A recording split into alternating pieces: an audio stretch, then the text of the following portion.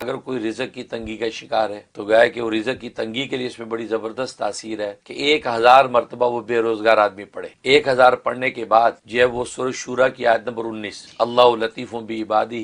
یرزق من یشاء وہو القوی العزیز، اس میں قوی کا لفظ آتا ہے، تو یہ 360 دفعہ یہ پڑھے اور اللہ سے اپنے روزگار کی دعا کرے۔ کیسی بھی رزق کی تنگی ہوگی، کیسا بے روزگار ہوگا، 41 ڈیز کی نیت سے شروع کرے، اس سے پہلے اللہ کہیں نہ کہیں سے اس کو روزگار عطا کہ ایک وہ جو کہ آپ کا دوست ہے تو دوست کے ساتھ آپ کا الفت اور محبت کا تعلق قائم ہوتا ہے، اور اگر آپ کا دوست نہیں ہے، غیر دوست ہے لیکن دشمن بھی نہیں ہے، تو اس کے ساتھ آپ کا تعلق جو ہے وہ خدمت کا قائم ہوتا ہے۔ تو گویا کہ یہ گویا کہ کل 6 طرح کے تعلقات بن جاتے ہیں۔ خدا کے ساتھ عبادت کا تعلق ہے، غیر خدا کے ساتھ عظمت کا تعلق ہے، اسی طریقے سے اپنے سے چھوٹا ہے تو مفلس ہے تو اس کے ساتھ احسان کا تعلق ہے، غیر مفلس ہے تو اس کے ساتھ شفقت کا تعلق ہے، اور اگر آپ کے مساوی ہے تو اس میں اگر دوست ہے تو اس کے ساتھ الفت اور محبت کا تعلق ہے، اور اگر غیر دوست ہے تو اس کے ساتھ خدمت کا تعلق۔ تو گویا کہ دنیا میں اللہ تبارک و تعالی نے 3 طرح کے تعلقات انسان کی عمر و مرتبہ کے اعتبار سے قائم کر رکھے ہیں۔ اگر انسان ان 3 تعلقات کے آداب و شرائط کو ملحوظ رکھتا رہے تو دنیا میں امن و آشتی قائم رہے۔ دنیا میں جب بھی فساد برپا ہوتا ہے، دنیا میں جب بھی خون ریزی ہوتی ہے، دنیا میں جب بھی تلف حقوق ہوتا ہے، اس کی بنیاد یہی ہوتی ہے کہ ان 3 طرح کے تعلقات میں سے کسی بھی تعلق کے آداب و شرائط اور اس مرتبے کا لحاظ نہیں رکھا جاتا۔ جب اس لحاظ کو توڑا جاتا ہے تو اس کے نتیجے میں دنیا میں فساد اور خون ریزی ظاہر ہوتی، جو کہ ملائکہ نے اعتراض کیا تھا کہ اتجعل فیہا من یفسد فیہا ویسفک الدماء، اے رب جلیل آپ دنیا کے اندر ایک ایسی شخصیت کو اپنا نائب بنا رہے ہیں کہ زمین میں وہ فساد پھیلائے گا، زمین میں خون ریزی کرے گا۔ تو اشارہ اصل میں اس بات ہی کی طرف تھا کہ یہ 3 طرح کے تعلقات دنیا کے اندر جب ظاہر ہوں گے اور یہ انسان اپنی ہر درمی یا کبر و تکبر کی وجہ سے ان تعلقات کا لحاظ نہیں رکھے گا، ان تعلقات کی اہمیت کو نہیں سمجھے گا، تو نتیجہ یہ ہوگا کہ دنیا میں فساد اور خون ریزی۔ اور اگر آپ تاریخ اٹھا کے دیکھیں تو ابتدائی آفرینش میں سب سے پہلا فساد جو ابلیس کے وجود سے ظاہر ہوا وہ اسی تعلق کے لحاظ نہ رکھنے سے پیدا ہوا کہ اس نے جب اللہ تبارک و تعالیٰ کے حکم کے باوجود آدم علیہ السلام کے سامنے سجدہ کرنے سے انکار کر دیا، تو گویا کہ اس سے پہلا والا جو حصہ تھا تعلقات کا کہ اگر تو آپ سے بڑا ہے اور وہ خدا ہے اس کے ساتھ آپ کا عبادت کا تعلق ہے، اور اگر وہ غیر خدا ہے اس کے ساتھ آپ کا عظمت کا تعلق ہے، تو جب اللہ تبارک و تعالی نے حکم دے دیا کہ آدم کو سجدہ کرو، تو گویا کہ اللہ تبارک و تعالی نے آدم علیہ السلام کو مسعود ملائکہ بنایا۔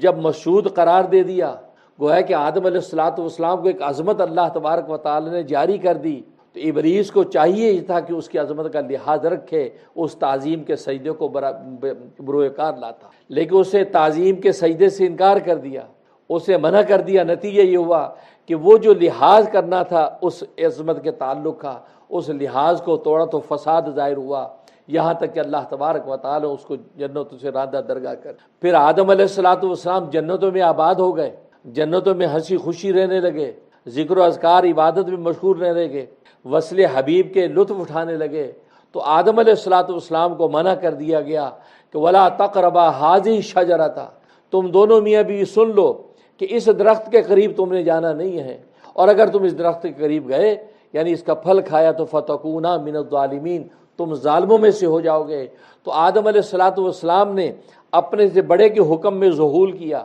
ان پر نسیان طاری ہوا۔ اللہ تبارک و تعالی نے جب منع کر دیا کہ اس درخت سے تم نے کھانا نہیں ہے، لیکن آدم علیہ السلام ظاہر اپنے عشق کی مدہوشی میں اماں ہوا کی بات کو لے لیا، اور اس شفقت گویا کہ شفقت میں اس قدر مبالغہ کیا کہ اپنے سے بڑے کے حکم کا ظہول ہو گیا اور اس پھل کو کھایا، جس کے نتیجے میں اللہ تبارک و تعالی ان کو جنت اتار کر زمین میں۔ تو دیکھو جب بھی ان میں سے کسی بھی تعلق کو اس کے مقام پہ نہیں رکھا اور اس کے اندر کسی بھی قسم کا ظہور ہوا تو اس وقت فساد ظاہر ہوا۔ چنانچہ آدم علیہ السلام زمین پر آ گئے، زمین پہ آنے کے بعد زندگی چلنے لگی۔ حابیل اور قابیل کا قصہ جب آیا تو حابیل اور قابیل کے قصے میں پھر فساد ظاہر ہوا۔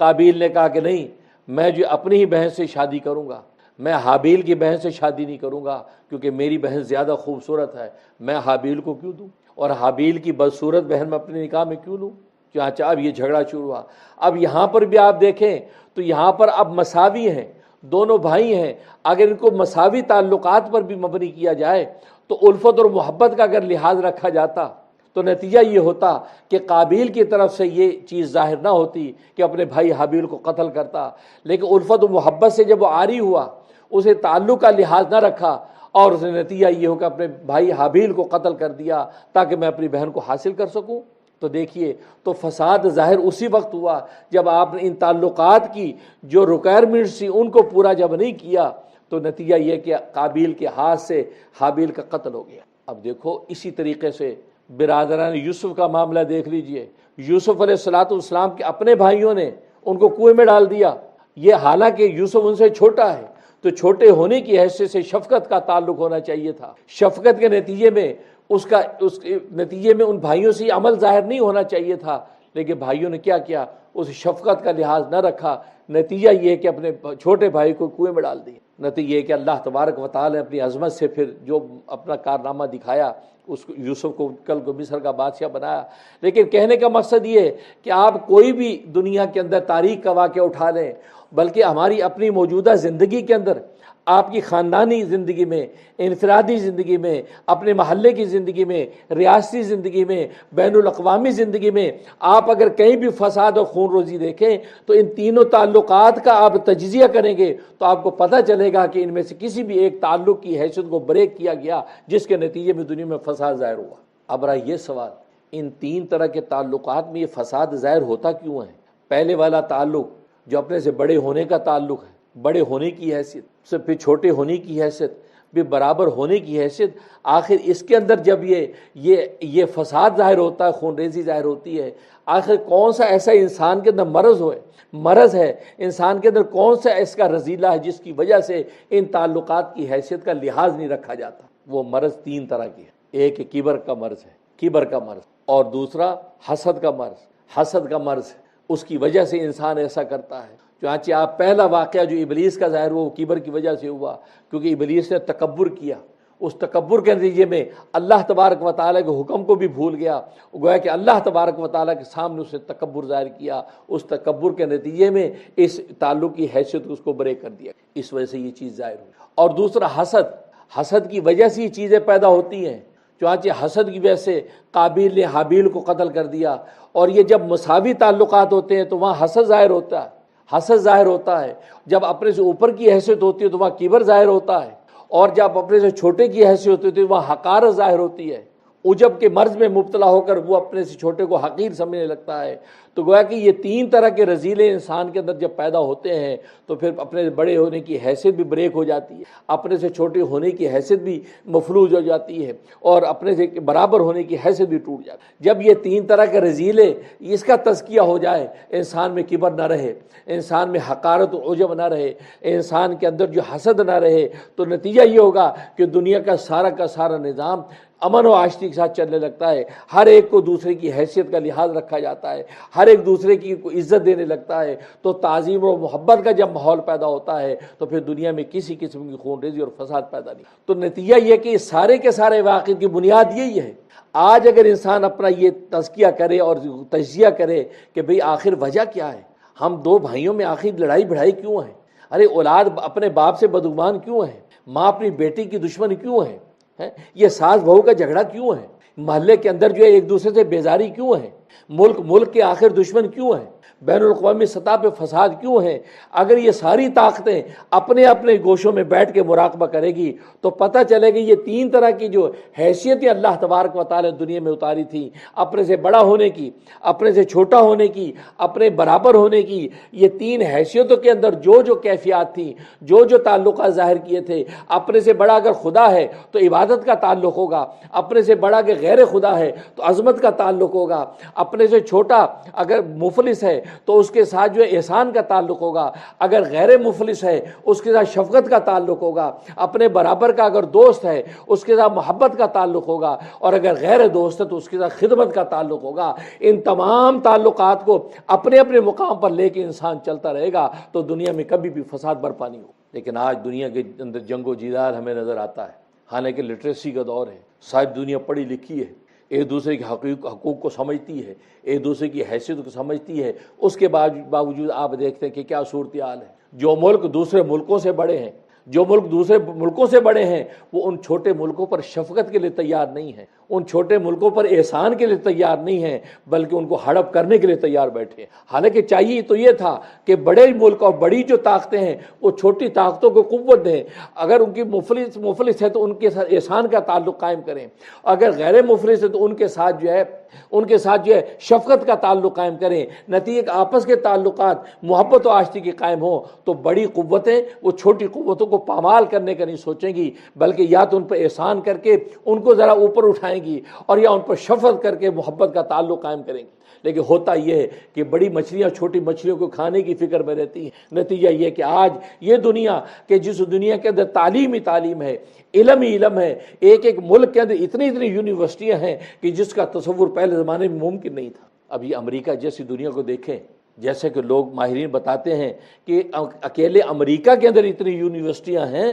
کہ پوری دنیا میں اتنی یونیورسٹیاں نہیں ہیں۔ ایک اکیلے امریکہ کی یونیورسٹیوں کی تعداد، علمی جو ہے وہ گہواروں کی تعداد، علمی درسگاہوں کی تعداد پوری دنیا کی یونیورسٹیوں سے زیادہ ہے۔ یعنی علم اتنے عروج کو پہنچ چکا ہے، اس قدر ترقی یافتہ ہے، لیکن آپ دیکھتے ہیں کہ بڑی مچھلیاں چھوٹی مچھلیوں کے کھانے کی فکر میں ہیں، چھوٹی مچھلیوں پر احسان یا شفقت نہیں۔ اسی طریقے سے جو برابر کے ملک ہیں تو برابر کے ملکوں میں الفت و محبت نہیں ہے، یا خدمت کا کوئی تعلق نہیں ہے، بلکہ وہ دونوں ایک دو حابیل اور قابیل کی طرح وہ حسد کا شکار ہیں، قابیل کی طرح وہ حسد کے مرض کے اندر مبتلا ہیں کہ کس طریقے سے اس کی ٹانگیں کاٹ دیں، اس کی برابری کی حیثیت کو نیچے کر دیں، برابر نہ رہے، یہ برابری کی حیثیت میں کیسے آتا ہے۔ لہذا اس کو کسی طریقے، کئی معاشی نقصان، کئی فوجی نقصان، کئی عسکری نقصان، کسی نہ کسی سازشیں کی جاتی ہیں۔ لہذا ملک کے درمیان سازشیں کر کے ایک دوسرے کو گرانے کی کوشش کرتے ہیں۔ نتیجہ یہ کہ عام انسان کی زندگی اجیرن ہو جاتی۔ تو کہنے کا مقصد، پھر چھوٹے جو ملک ہیں اپنے سے بڑے ملکوں کے ساتھ، میں نے بتایا بڑوں کے ساتھ ایک عظمت کا تعلق، ان کے صحیح عظمت کا تعلق، ان کی جو حیثیت ہے ان حیثیت کو تسلیم کر کے چلیں، نہیں بلکہ چھوٹے ملک کوشش کرتے ہیں کہ بڑوں کی حیثیت کو خراب کریں، اس کے بارے میں پروپیگنڈے کریں، اس کے بارے میں نیگیٹو جو چیزیں ان کو حاصل کر کے ان کو پھیلانے کی کوشش کریں۔ نتیجہ کیا ہوگا؟ ظاہر ہے کہ بڑے پھر چھوٹوں پر شفقت نہیں کریں گے، بلکہ وہ ظاہر ہے ان کو بریک توڑنے کی کوشش کریں گے۔ تو یہ سارا میں ایک خلاصے کے انداز میں اشارتاً ساری چیزیں بتا رہا ہوں، سمجھدار کے لیے اشارہ کافی ہے۔ سمجھ لینا چاہیے کہ بنیاد وہی ہے کہ یہ تعلقات، ایک گھر کے اندر اگر فساد ہے تو پتہ چلے گا ان میں سے کسی نہ کسی تعلق کی حیثیت کو بریک کیا جا رہا ہے، کسی نہ کسی تعلق کی حیثیت کا لحاظ نہیں رکھا جا رہا ہے۔ اگر اولاد اپنے باپ کی نافرمان ہے، آج کی دنیا میں اندر جیسے ٹین ایج بچوں سے سنا جاتا ہے یہ ابا کی سنتے نہیں ہیں، نہ معلوم ہوا کہ اپنے سے بڑے کی حیثیت جو تھی اس میں اگر خدا ہے تو عبادت کا تعلق وہ بھی نتھنگ، اور اگر غیر خدا ہے، ابا ہے، ربا نہیں ہے ابا ہے، تو عظمت کا تعلق ہونا چاہیے تھا۔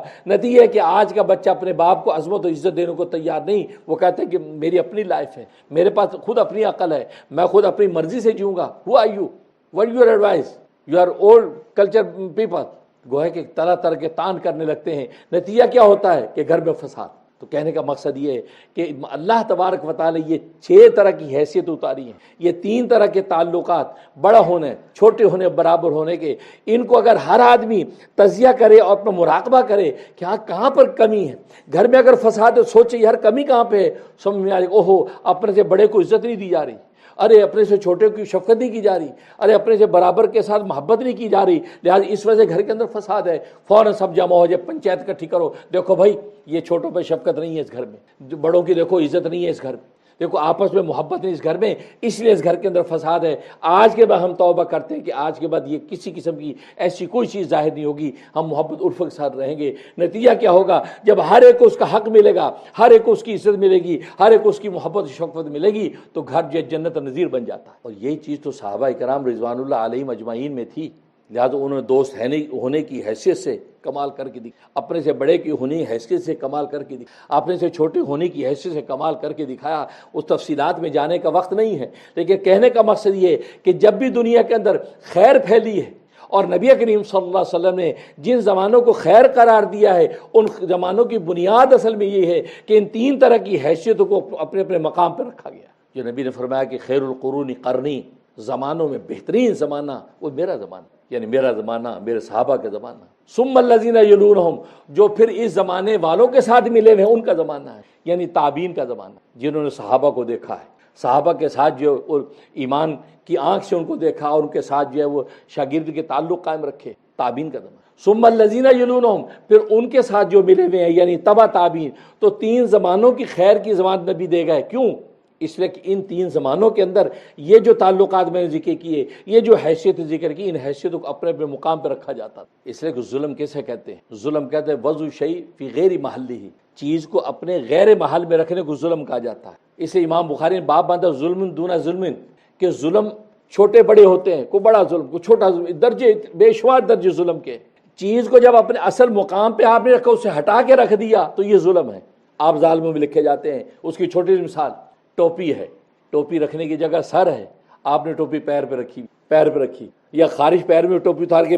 ٹوپی سے خارش ہو رہی ہے. یہ جالی والی ٹوپی اچھا ریگ مار ہوتا ہے، بہت سے لوگوں کو خارش ہوتی، ٹوپی اتاری خارش ہو رہی ہے. اب بتاؤ یہ جو حرکت ہے یہ ظلم ہے. اللہ ظلموں میں لکھ، بھلے چھوٹے درجے کا ظلم لیکن ظلم ہے، کیونکہ ظلم یہی تھا وضع شیء فی غیر محلی، غیر محل کے اندر اس کی حیثیت کو رکھنا، اس کا مطلب ظلم. چاہے فقہ نے مثال دی ہے کہ وہ جگہ جو نہانے کی ہے، جہاں پہ انسان نہاتا ہے اس جگہ بیٹھ کے پیشاب کرے، وہ جگہ تو پاک ہونے کی تھی، آپ ناپاکی وہاں پھیلا رہے ہیں. لہذا یہ کیا ہوا؟ وضع شیء فی غیر محلی، آپ نے اس مقام کو اس کے مقام سے ہٹا دیا، لہذا ظالموں میں آپ کا نام لکھا. اور جب بھی جس درجے میں ظلم انسان کے وجود سے ظاہر ہوتا ہے، اس کا امپیکٹ ضرور انسان پہ پڑتا ہے. انسان کی روحانیت پہ تو پڑتا ہی پڑتا ہے، یہاں تک انسان کی جسمانی کیفیت بھی پڑتا ہے. لہذا فقہ نے لکھا ہے کہ اگر وہ مقام جو نہانے کا مقام ہے، اس مقام پہ اگر بیٹھ کے آپ پیشاب کریں گے، جیسے آج کے زمانے کے اندر جو ہے ٹب ہے، ٹب کے اندر آپ نہا رہے کھڑے شاور میں، اب ٹب میں بیٹھ کے آپ نے پیشاب کر دیا تو کیا آپ نے ظلم کیا. نتیجہ یہ ہوا کہ جو جگہ آپ کے نہانے کی تھی وہاں پیشاب کرنے کی وجہ سے اللہ تبارک و تعالیٰ اس کے حافظے کو کمزور کر دیتا، اس کو نسیان طاری ہوتا ہے، اس پہ نسیان کا مرض لاحق ہونے کا خطرہ ہوتا ہے. لہذا یہ حرکت نہ کریں، پیشاب کو پیشاب کی جگہ پہ کریں. تو کہنے کا مقصد یہ مثال دی کہ چیز کو اپنے، اب جوتے ہیں، اب جوتے پاؤں میں رکھنے کی چیز آپ نے سر پہ رکھے ہوئے ہیں، تو کیا ہوا؟ چیز کو اپنی جگہ سے ہٹا دیا آپ نے. بنیان آپ نے بدن میں پہننے کی چیز ہے، اب بنیان میلا ہوتا ہے، عام تو میلے بنیان سے ہم اپنے جوتے صاف کر لیتے ہیں کہ چلو دھونا تو ہے بنیان، چلو جوتے صاف کر لو. یہ ظلم ہے، کیونکہ بنیان آپ کے بدن کی جو وہ راحت کے لیے اور تنظیف کے لیے تھا، آپ نے اس کو تھوڑا سا میلا ہونے کی وجہ سے جوتے ہی صاف کرنا شروع کر دیا. بھائی میلا ہونے کا مطلب یہ تو نہیں تھا اب جوتے ہی صاف ہو رہے ہیں بھائی، بلکہ ٹاکی بنا کے کچن پورا صاف ہو رہا ہے کہ دھلنا تو ہے، کوئی بات ایک ٹاکی بن کے نہیں، یہ ظلم. تو چیز کو اپنی جگہ سے ہٹائیں گے ظلم ہوگا. تو بالکل اسی طریقے سے چیز کو اپنی جگہ پہ رکھیں گے یہ عدل ہوگا. وضع شیء فی محلی ہی، چیز کو اپنے مقام کے اندر رکھنا یہ عین عدل ہے. اور جب انسان عادل بنتا ہے تو چونکہ عادل اللہ تبارک و تعالیٰ کا وصف ہے، تو اللہ تبارک و تعالیٰ اپنی عدالت میں جو اس کو حصہ عطا فرماتے ہیں، کیونکہ اس سے تخلق اللہ کا اختیار کیا ہے، تو اللہ تبارک و تعالیٰ کی رحمت اس کے شامل حال ہوتی ہے. تو بالکل اسی طریقے سے جب یہ حیثیتیں قائم کر دی گئی ہیں، یہ بڑے ہونے کی ہے، یہ چھوٹا ہونے کی ہے، برابر ہونے کی ہے، جب ہر حیثیت کو آپ اس کی عزت دیں گے، اس کا مقام دیں گے، تو ظاہر اللہ تبارک و تعالیٰ اس عدل کے نتیجے میں دنیا کے اندر امن و آشتی قائم کریں گے، کیونکہ عدل کی وجہ سے تو امن ہوتا ہے. اور عدل جب آپ حیثیتوں کے اندر قائم کر رہے ہیں تو دنیا میں اللہ تبارک و تعالیٰ امن کو اتار دیتے. لیکن جب ظلم ہوتا ہے، اب دیکھیں بڑے بڑے واقعات تاریخ میں ہوئے. محرم کا زمانہ ہے، ماشاء 10 محرم، کل سیٹرڈے ہے 10 محرم. اب دیکھیے محرم میں ایک دلدوز جو واقعہ پیش آیا امام حسین علیہ السلام کا. امام حسین کو کربلا کے میدان میں شہید کیا گیا، آپ کے رفقا اور احباب کو شہید کیا گیا. اب یہ واقعہ کیوں ہوا ہے؟ آپ اسی کا تجزیہ کریں. یہ جو حیثیتیں میں نے بتائیں، ان حیثیت کو جب بریک کیا گیا، اس حیثیت کا لحاظ نہ رکھا گیا، تو امام حسین علیہ السلام جیسی شخصیت کا بھی قتل ہو گیا. چاہے کہ عام آدمی کا قتل ہو، امام حسین جیسی شخصیت کا قتل ہو گیا. کیوں؟ جب حیثیت کا لحاظ نہیں رکھا گیا تو قابیل نے حابیل کو قتل کر دیا. اور یہاں آپ نے دیکھا سازشیوں نے امام حسین علیہ السلام کو قتل کر، ان کی حیثیت کو نے دیکھا. حیثیت ان کی کیا ہے؟ ان کی حیثیت اپنے سے بڑا ہونے کی حیثیت ہے، بڑا خدا نہیں ہے، تو لہذا عبادت کا تعلق تو نہیں لیکن عظمت کا تعلق ہے. امام حسین کی شخصیت، ان کی عظمت، اور روئے زمین پر اس وقت اس جیسا معزز شخص موجود ہی نہیں تھا. امام حسین سے بڑھ کر معزز شخص عظمت کا اس وقت روئے زمین پر کوئی اور موجود ہی نہیں تھا. اب آپ بتائیے، پوری انسانی عظمت کے اعتبار سے اس سے نیچے وہ ان سے اوپر ہے، اور خود میدان کربلا کے اندر خطبہ دے رہے ہیں، تم مجھے قتل کرنا چاہتے ہو؟ اے لوگو، دنیا کے اندر کسی نبی کا کوئی نواسا آج موجود نہیں ہے، میں واحد نبی آخر زمان کا نواسا اور تمہارے نبی کا نواسا روئے زمین پہ موجود۔ اگر عیسیٰ علیہ السلام کا گدھا آج زندہ ہوتا اور عیسائیوں کے پاس ہوتا، خدا کی قسم عیسائی قیامت تک اس کی خدمت کرتے،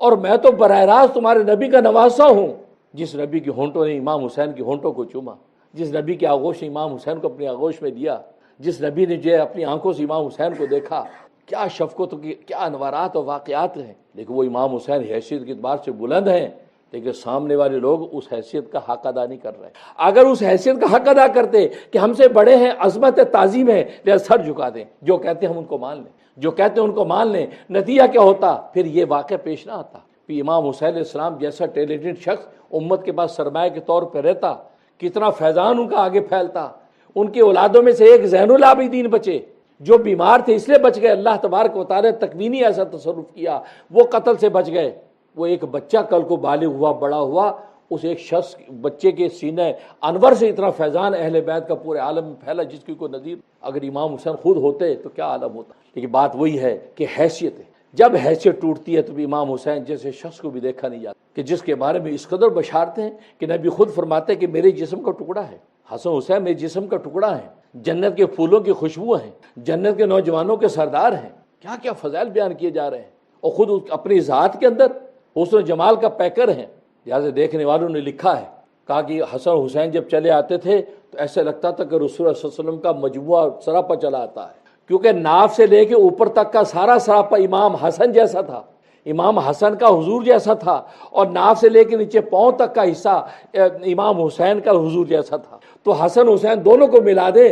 تو رسول اللہ چلے آتے۔ اللہ نے ایسا حسن و جمال دی امت نے امام حسین کے ساتھ جو، اور یہ محرم ظاہر ہے اللہ تبارک و تعالی نے امام حسین علیہ السلام کو ایک عظمت دینی تھی، اور 10 محرم کی تاریخ آپ کو پتہ کتنی باعظمت تاریخ ہے۔ 10 محرم کی عظمت یہ امام حسین علیہ السلام کی شہادت کی وجہ سے نہیں ہے، بلکہ امام حسین علیہ السلام کی شہادت کو جو فضیلت مزید ملی ہے وہ 10 محرم کی وجہ سے ملی ہے، کیونکہ 10 محرم کی فضیلت تو ابتدا آفرین سے چلی آتی ہے، کہ 10 محرم یہ وہ تاریخ ہے جس 10 محرم میں اللہ تبارک و تعالی نے آدم علیہ السلام کا پتلا بنایا، 10 محرم میں اللہ تبارک و تعالی نے آسمان و زمین کی تخلیق کی، 10 محرم میں اللہ تبارک و تعالی نے ملائکہ کو پیدا کیا، 10 محرم میں اللہ تبارک و تعالی نے جنت دوزخ کو پیدا کیا، 10 محرم میں اللہ تبارک و تعالی یہ زمین و آسمان کو پیدا کیا ہے، اور 10 محرم میں بڑے بڑے واقعات 10 محرم میں ہو رہے ہیں، اور پھر قیامت بھی 10 محرم کو آئے گی، جمعے کا دن ہوگا اور 10 محرم ہوگی، تو قیامت جو ہے 10 محرم میں آئے گی جمعے کے دن۔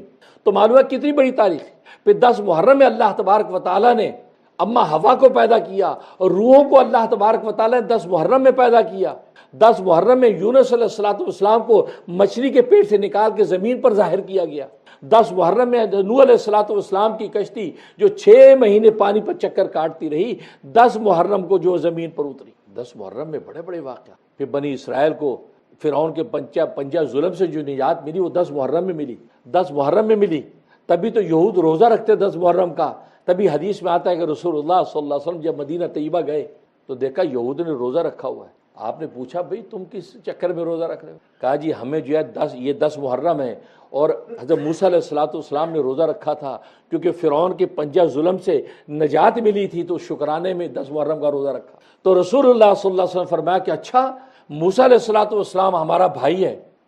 ہم تو زیادہ قریب ہے موسیٰ علیہ السلام کے، اس کی مماثلت کو ہم اختیار کریں، لہذا 10 محرم کا ہم بھی روزہ رکھیں گے۔ اور صحابہ سے فرمایا کہ 10 محرم کا روزہ رکھو، اور فرمایا کہ اگلے سال میں زندہ رہا تو یہود کی اس مماثلت و تشبہ سے بچنے کے لیے میں 9 کا روزہ ساتھ ایڈ کروں گا، یا 10 کے ساتھ 11 کا روزہ ایڈ کروں گا، تو 9 اور 10 کا روزہ رکھو تاکہ ان کے ساتھ مماثلت نہ ہو جاؤ، یا 10 اور 11 کا روزہ رکھو تاکہ ان کے ساتھ مماثلت نہ ہو۔ اگر اگلے سال زندہ رہا تو میں ایسا کروں گا، لیکن اس سال رسول اللہ صلی اللہ علیہ وسلم صرف 10 محرم کا روزہ رکھا، ایک روزہ۔ لہٰذا آج ہمیں حکم یہ کہ ہم 2 روزے رکھیں، 2 روزے، ہفتے و اتوار کا روزہ رکھیں یا اتوار و پیر کا روزہ رکھیں، کیونکہ آج رات جو 10 محرم کی ہوگی تو 10 محرم کا روزہ، تو گویا کہ 2 روزے ہیں۔ لیکن اگر کوئی شخص ایک ہی روزہ رکھتا ہے، ایک ہی اگر روزہ رکھتا ہے تو وہ بھی جائز ہے، وہ ممنوع نہیں، کیونکہ رسول اللہ صلی اللہ علیہ وسلم نے ایک ہی رکھا تھا۔ تو کہنے کا مقصد یہ ہے کہ 10 محرم کی تاریخ کو اللہ تبارک و تعالی کب سے یہ فضیلت عطا کر رکھی، اور وہی فضیلت والی تاریخ اللہ تبارک و تعالی امام حسین علیہ السلام کو عطا کی کہ 10 محرم میں آپ کی شہادت عمل میں آئی۔ کہ بات وہی ہے، قرآن نے کہا وَلَا تَقُولُوا لِمَن يُقْتَلُ فِي سَبِيلِ اللَّهِ، کہ جو اللہ کے راستے میں شہید کر دیے گئے ہوں ان کو مردہ نہ کہو، بلکہ کیا